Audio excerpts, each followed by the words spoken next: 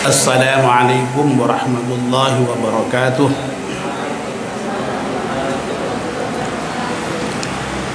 Bismillahirrahmanirrahim. Alhamdulillahi rabbil alamin. Wassalatu wassalamu ala asyrafil mursalin Sayyidina wa maulana Muhammad wa ala alihi wa sahbihi ajma'in, amma ba'd. Ibu-ibu, bapak dan saudara-saudara serta anak-anakku sekalian dari Panti Kafaratul Yatama yang insyaallah dirahmati dan dimuliakan Allah Subhanahu wa taala. Alhamdulillah, kita panjatkan syukur kepada Allah Subhanahu wa taala yang pada sore hari ini atas limpahan rahmat dan nikmatnya kita semua bisa hadir di masjid yang kita cintai ini untuk melaksanakan aktivitas rutin harian kita di sore hari selama bulan Ramadan, yakni pengajian menjelang berbuka. Kita mohon pada Allah Subhanahu wa taala semoga seluruh rangkaian ibadah kita di hari ini, terutama hadir kita di majelis taklim sore ini, dicatat oleh Allah betul-betul sebagai ibadah yang insya Allah diterima oleh Allah Subhanahu wa taala. Amin ya rabbal alamin. Mari kita mulai kajian kita dengan berdoa bersama-sama. Bismillahirrahmanirrahim. Asyhadu an la ilaha illallah wa asyhadu anna Muhammadar Rasulullah. Raditu billahi rabba wa bil islami dina wa bi Muhammadin nabiyya wa rasula. Rabbi zidni ilman nafi'a warzuqni fahman wa hukma wa alhiqni bis salihin. Amin.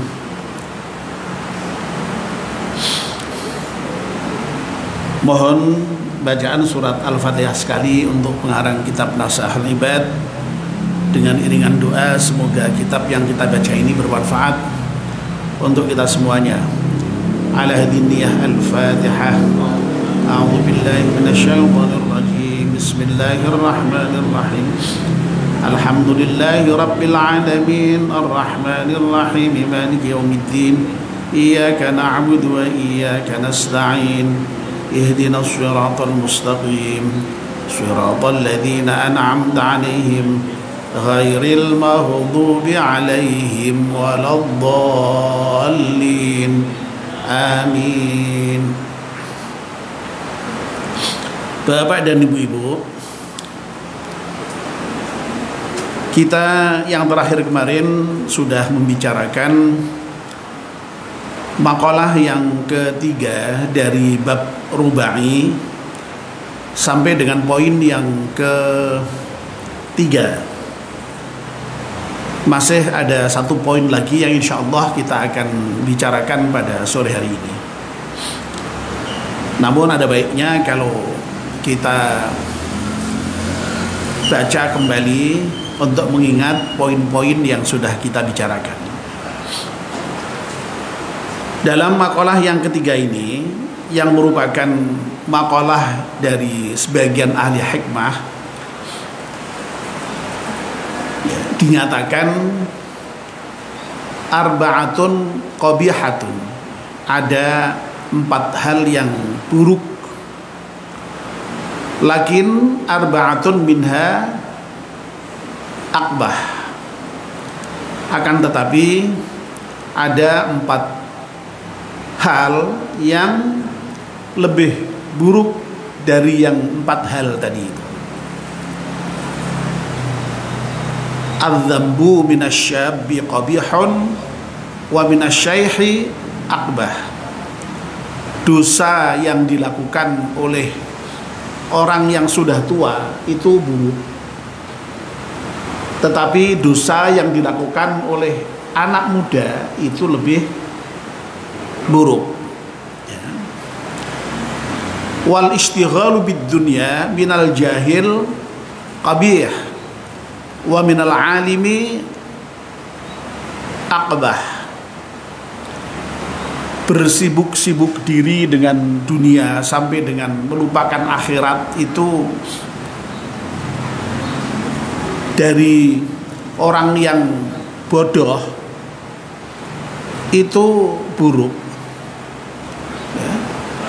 Apalagi kalau sampai orang alim kok kemudian lalu juga melakukan hal yang sama, bersibuk-sibuk dengan dunia sampai dengan lupa akhirat, itu lebih buruk ya. Lalu yang ketiga, wattakasuru fit ta'ati jami'in nasi qabihun wa minal ulama'i wat talabati akbah. Bermalas-malas di dalam taat ya, itu dari semua orang, siapapun orangnya, itu buruk. Nah, kalau yang bermalas-malas dalam taat itu kok para ulama, termasuk juga para santri ya, itu lebih buruk ya.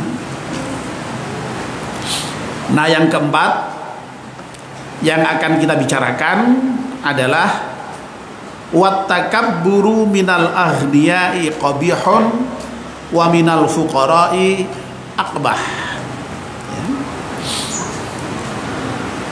Wattakabburu dan takabur minal aghniyai dari orang yang kaya, qabihun itu buruk ya. Wa minal fuqara'i, dan kalau takabur itu kok dilakukan oleh orang yang fakir, akbah, itu lebih buruk ya. Jadi saya kira ini cukup jelas ya, bisa dipahami ya. Ya, jadi orang kaya sekalipun ya, kalau dia takabur itu buruk ya. Ya. Nah, kalau orang fakir kok takabur ya lebih buruk ya. Kalau orang kaya ya rodok takabur sithik gitu ya. Ya isa rodok ono pantese lah, ono pantese wong kaya itu. Nah, tapi kalau miskin kok sombong ya, miskin kok takabur, itu lebih buruk dibandingkan dengan orang kaya yang takabur atau yang sombong gitu.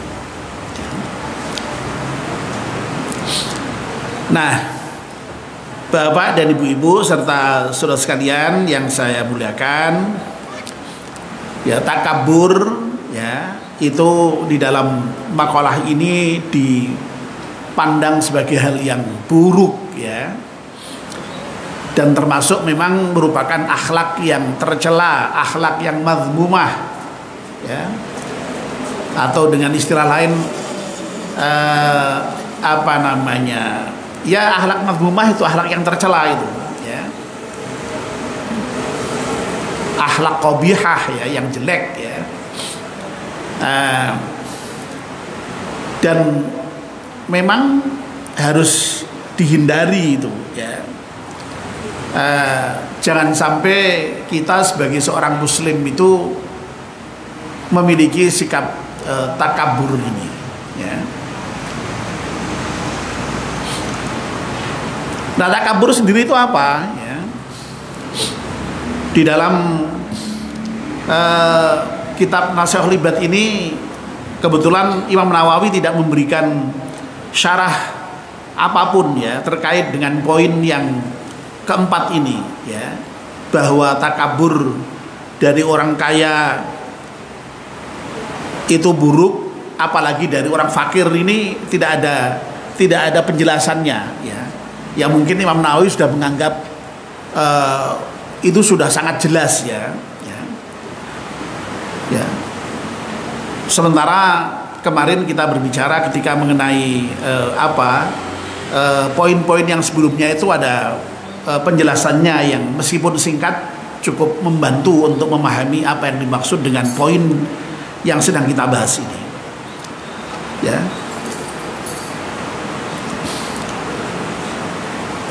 Dulu kita pernah mengaji ya kitab Taisirul Khalaq ya, kitab akhlak yang kecil itu ya.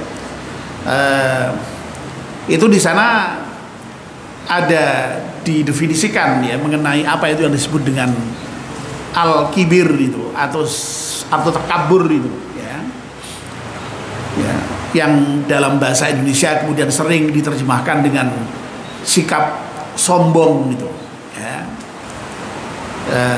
Membesarkan diri ya. Ya. Jadi memang dari kata-kata apa namanya ya, yang asal katanya yaitu terjadi huruf-huruf kaf, ba dan ro ya. Ya. Kabir itu besar ya. Makanya kalau Allahu Akbar itu Allah Maha Besar. Lah orang yang takabur ini merasa besar ya. Sifat merasa besar. Nah, dalam kitab Taisirul Khalaq itu ya, ini supaya kita punya pengetahuan tentang sifat takabur ini ya, atau kibir ini ya.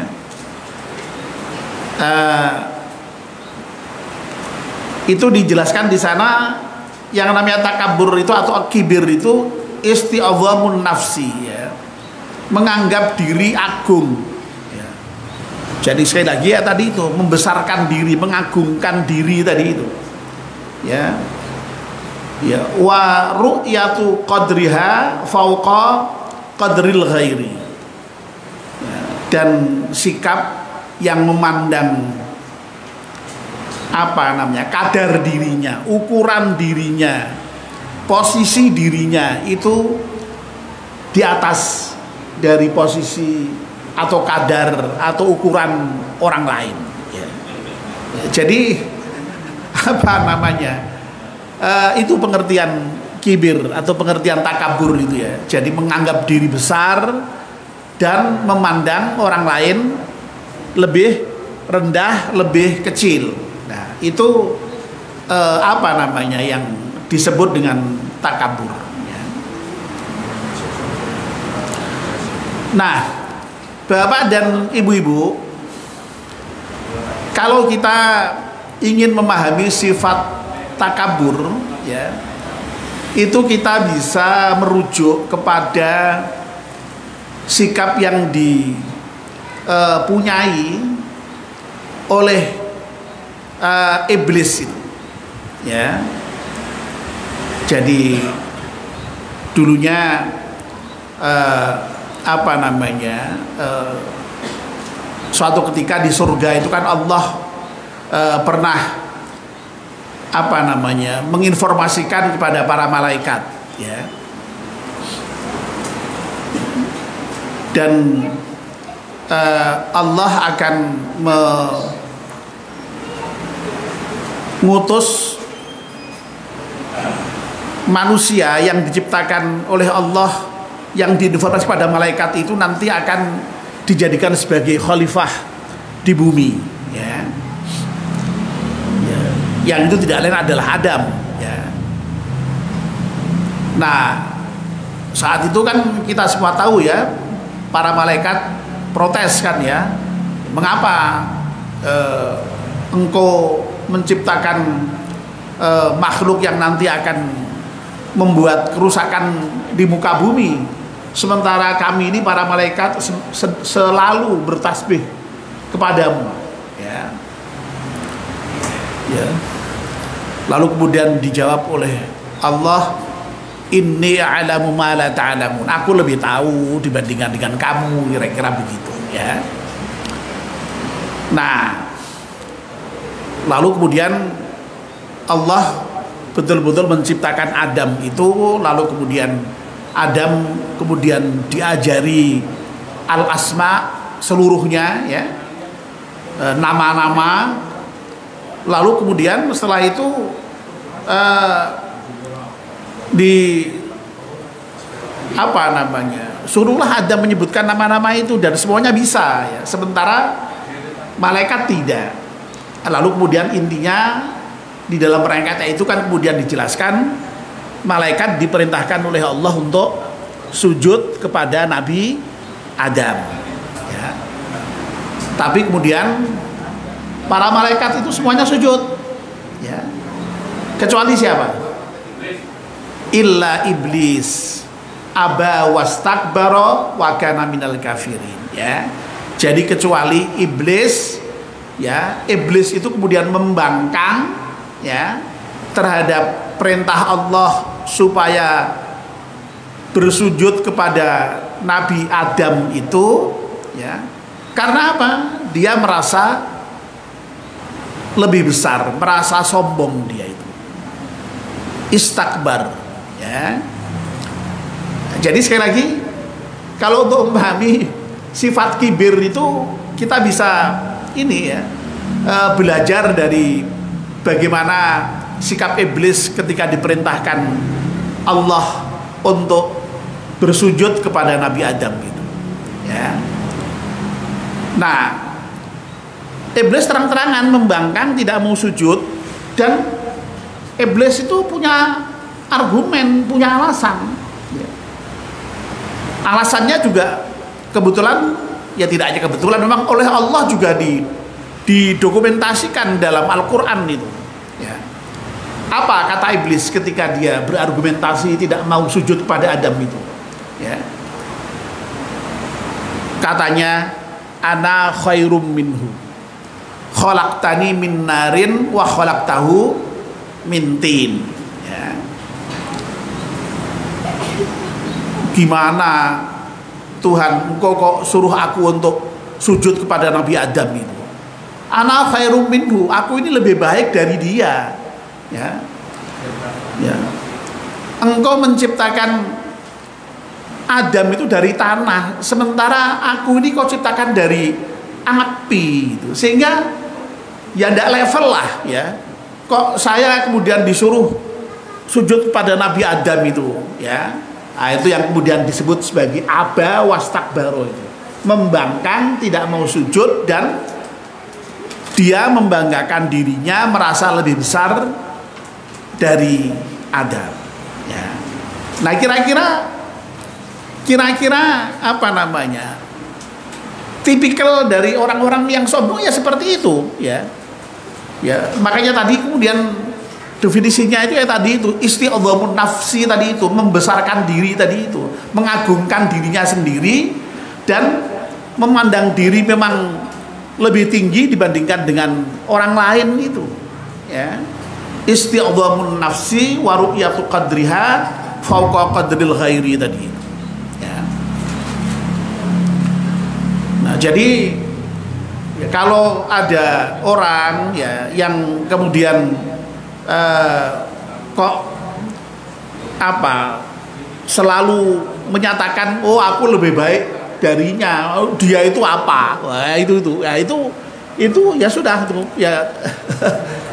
Apa namanya, ya tipikal sombong, ya, yang sebagaimana sudah dilakukan oleh iblis itu, ya. Makanya sekali lagi yang namanya kesombongan itu tidak boleh memang dilakukan sebenarnya, ya. Jadi nah, lawan dari sombong ini supaya kita juga apa namanya, supaya lebih bisa memahami apa yang dimaksud dengan sombong itu, kita melawankan dengan lawan katanya, ya.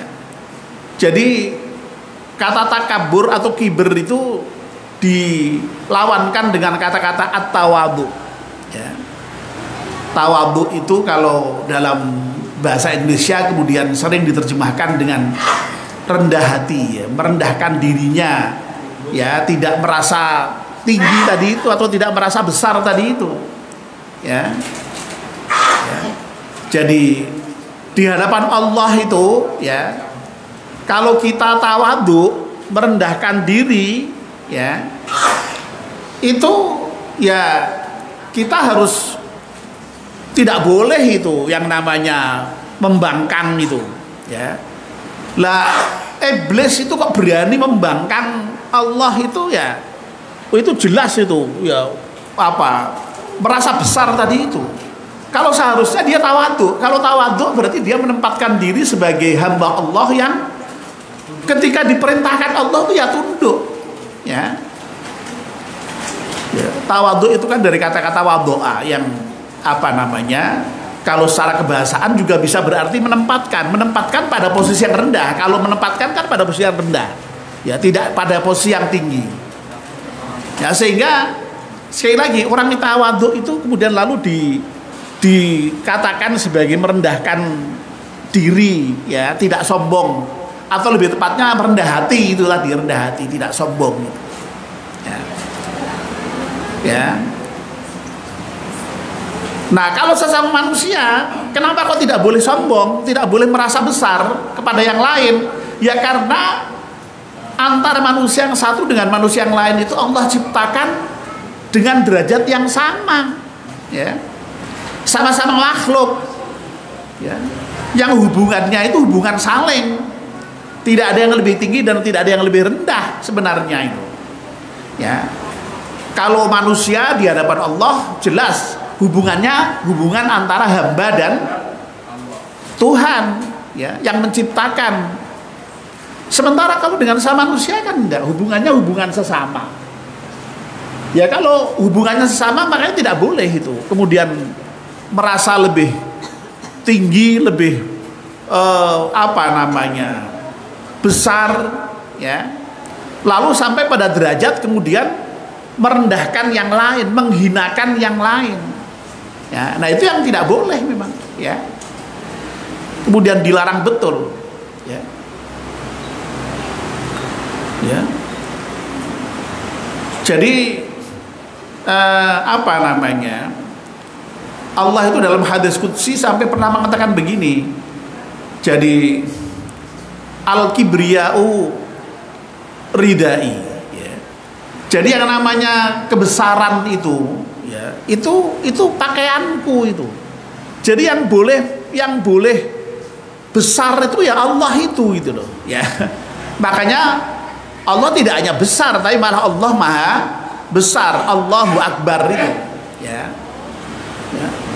Nah, manusia sebagai makhluk kok kemudian merasa besar, merasa sombong, lalu kemudian tidak mau tunduk kepada Allah, wah itu ya jelas merupakan kesombongan, ya, ya kesombongan.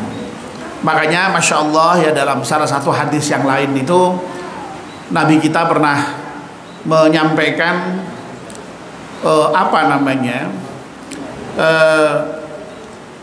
la yadkhulul jannata, ya, man kana fi qalbihi mithqala khardalin min kibrin. Masya Allah ini mengerikan juga hadis ini, ya. Kata Rasulullah tidak akan masuk surga itu orang yang di dalam hatinya ada sekecil apapun dari sifat kibir itu, dari sifat menyombongkan diri itu, ya. Nah kemudian ketika dawuh seperti itu, kebetulan Rasulullah itu di hadapan para sahabat. Nah, kemudian para sahabat juga kaget kan, ya. Waduh, loh kok kalau orang punya sifat kibir sekecil apapun kok nggak bisa masuk surga. Lalu sahabat khawatir, kemudian menanyakan pada Rasulullah, ya Rasulullah, bagaimana dengan kami ini kan semuanya kepingin, ya pakaiannya bagus, sandalnya bagus, ya. Kalau sekarang ya mobilnya bagus, rumahnya bagus. Apakah kita dengan begitu lalu dianggap sombong, ya? Kata Rasulullah, ya, al-kibru batrul haqqi wa ghamtun nas, ya. Kira-kira kalau saya terjemahkan itu ya merespon tadi, ya, kekhawatiran para sahabat. Oh kalau itu ya tidak selalu berhubungan dengan kesombongan itu. Yang disebut dengan al-kibr itu kata Rasulullah, ya, adalah batrul haqqi, menolak kebenaran, ya. Jadi menolak kebenaran itu merupakan kesombongan, ya. Jadi makanya seorang mukmin itu ya tadi itu karena tawadhunya kepada Allah, menempatkan diri kepada Allah itu, kalau ada kebenaran yang datang dari Allah itu ya shadaqallahul azim, maha benar Allah dengan segala firman-Nya. Lalu kemudian sikapnya apa? Sami'na wa ata'na, aku mendengar dan aku taat, kan begitu itu, ya. Konsekuensi dari orang yang beriman itu, ya. Tapi kalau ada orang, ya, lalu kemudian ada ayat Allah dibacakan, ada ajaran disampaikan, kok kemudian tidak mau menerima, ya itu yang disebut dengan kibir itu, ya, menolak kebenaran itu, ya. Oleh karena itu apa namanya, di antara sifat yang baik itu ya mau mendengar apa nasihat orang, ya, kalau itu baik benar ya diikuti, ya, begitu, ya, ya.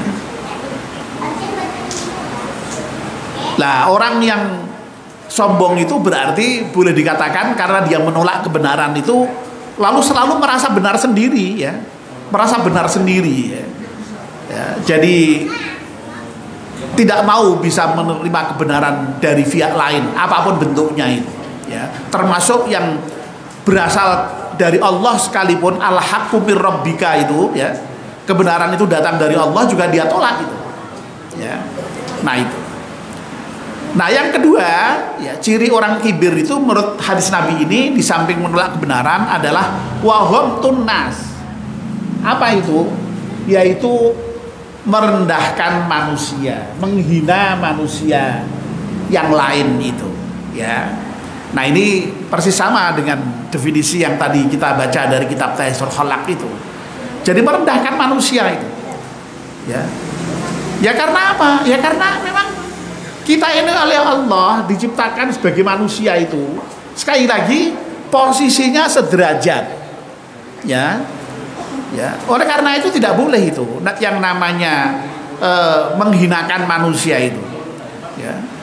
Termasuk menjajah orang lain itu tidak boleh itu. Makanya kenapa penjajahan itu harus dihilangkan dari muka bumi itu, karena penjajahan itu melanggar hak asasi manusia. Wong hak yang paling dasar dari manusia itu manusia merdeka kok, ya. Kok lalu dijajah, ya, direndahkan martabatnya, ya. Nah sehingga sekali lagi apa namanya, termasuk bagian dari kibir itu adalah merendahkan orang lain. Nah itu apa namanya, pengertian kibir dan konsekuensinya, ya. Masya Allah sampai sebegitunya menurut kanjeng Nabi kita Muhammad SAW itu, kalau orang yang di dalam hatinya kok ada sifat kibir itu sampai dipandang sebagai apa namanya, sebagai tidak akan bisa masuk surga itu. Na'udzubillah min dzalik, ya. Dulu sekali, ya, di makalah yang bab Sunai itu di kitab Nasihatul Ibad yang kita kaji ini juga dulu pernah ada makalah dari Sufyan Ats-Tsauri kalau tidak salah itu, ya, salah seorang sufi, ya, yang menyatakan bahwa dosa itu kalau karena hanya disebabkan syahwat itu bisa diharap ampunannya dari Allah Subhanahu wa taala, ya. Tapi kalau dosa itu kok karena kibir, karena kesombongan, itu yang menurut Sufyan Ats-Tsauri itu tidak bisa diharap apa namanya, ampunannya dari Allah Subhanahu wa taala. Lalu kemudian Imam Ats-Tsauri memberikan contoh, ya. Ya contohnya ya tadi dosa yang dilakukan oleh iblis dan dosa yang dilakukan oleh Nabi Adam. Kalau dosa yang dilakukan oleh Nabi Adam, yakni dengan makan buah itu, ya, yang dilarang untuk dimakan, ya, buah terlarang di surga itu. Tapi kemudian Nabi Adam kemudian memakannya itu, ya. Itu hanya karena syahwat itu, karena keinginan. Nah, tapi kalau dosanya iblis itu dosa karena kibir tadi itu, aba wastakbar tadi itu, ya. Sehingga sekali lagi memang Masya Allah memang harus dihindari betul dosa karena sombong, karena kibir itu, ya. Nah, Bapak dan Ibu-ibu yang dimuliakan Allah Subhanahu wa taala, sekali lagi kembali kepada makalah ini, ya. Kibir, ya, itu dilakukan oleh apa namanya, orang kaya itu buruk itu, ya. Apalagi kalau dilakukan oleh orang fakir.